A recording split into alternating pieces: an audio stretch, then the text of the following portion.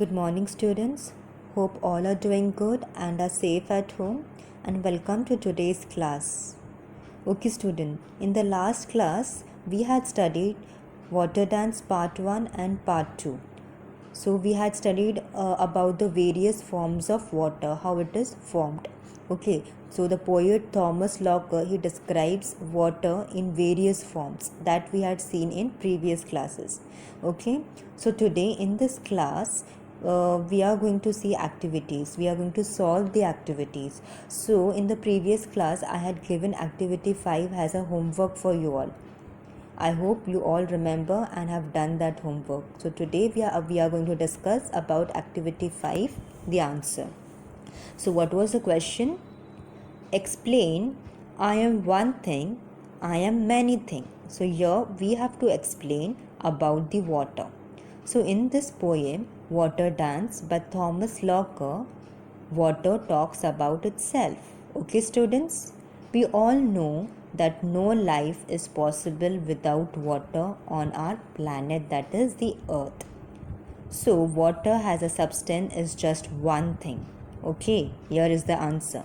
But it exists in many forms that we had studied in the poem itself, that it exists in the form of lake, in the form of river, sea, mist, clouds, storm front, thunderhead, storm, and the last form is the rainbow.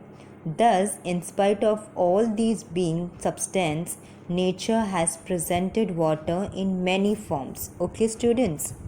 That is many things. So water keeps on moving in an endless circle throughout the world in different forms. Okay, that is why it is said that I am one thing, I am many things.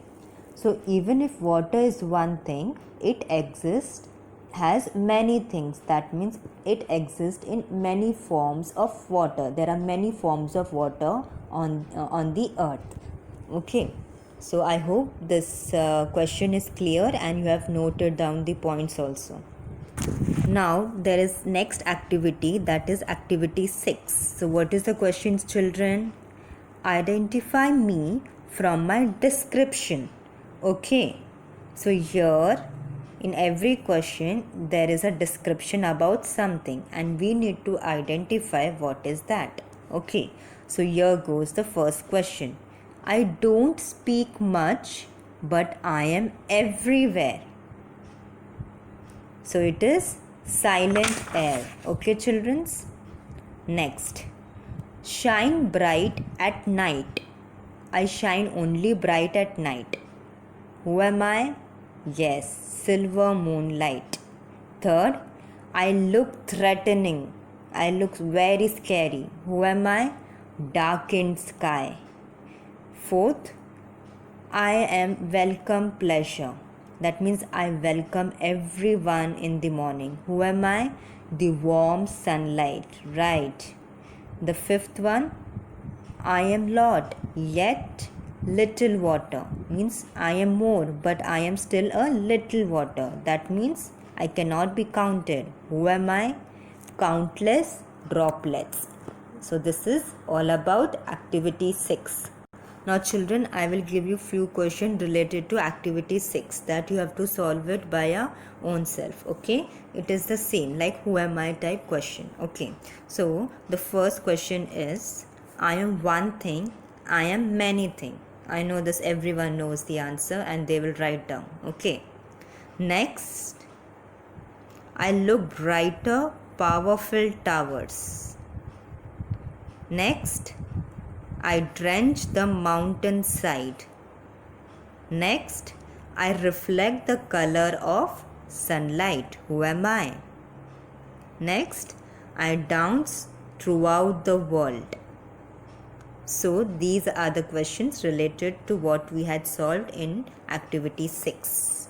It is very easy. If you read the poem once, you will be able to solve these questions also extra. Now the next activity, activity 7, it talks about personification. So the entire poem, it is an excellent example of personification. So children, Personification means it is a figure of speech. That means some things or object, it is been given a human quality. That means it is giving a human quality there. Okay, for example, we see I tumbled down, means water here is given human quality of falling down or tumbling down. Another example is I blind the sky with lightning.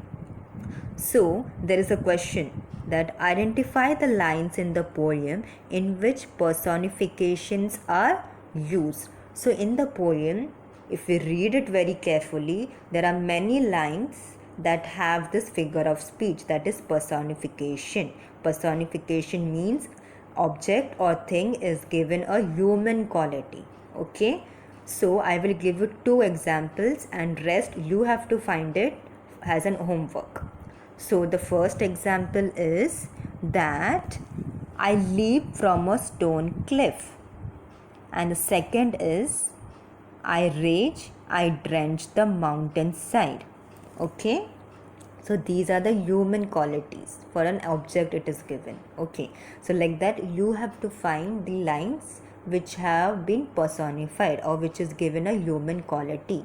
There are many lines, so it is as a homework you have to solve the activity 7 also. Next, let us see activity 8. So what is there in activity 8? Yes, it talks about adjectives. Okay children, so what are adjectives? Adjectives are words that describe the noun. Now what is a noun?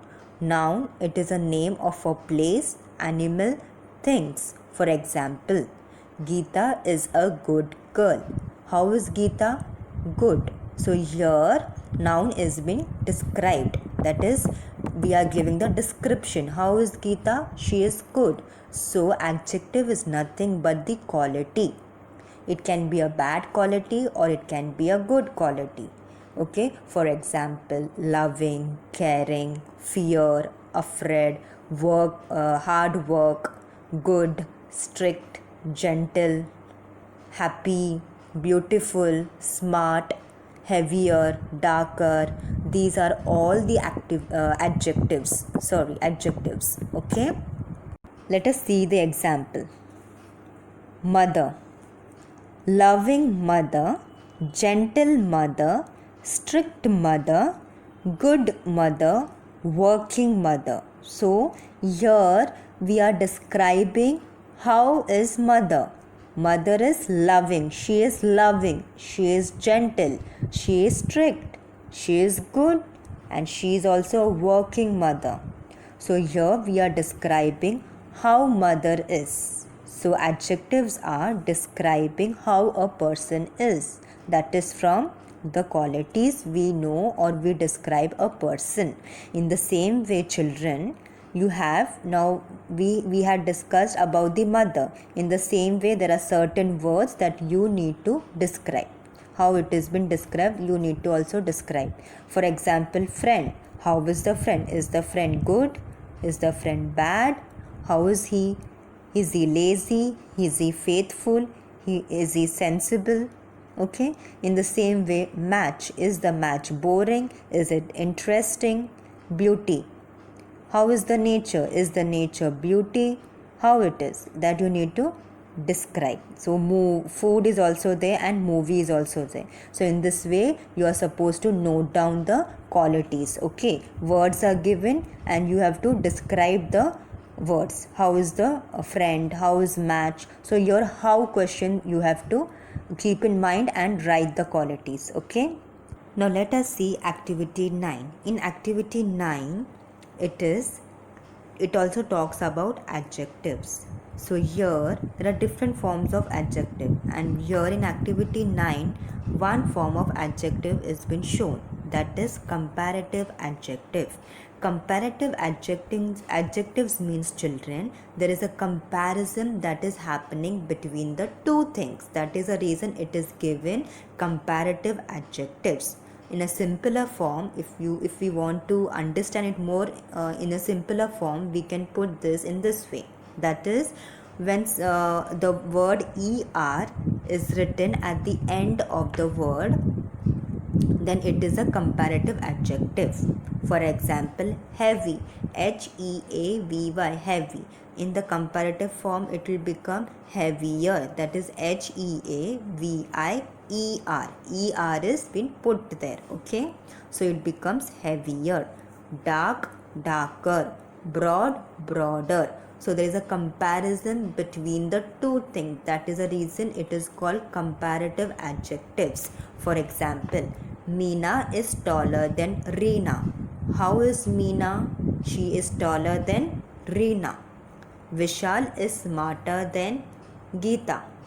So here we are comparing the two things. Okay, this is called comparative adjectives.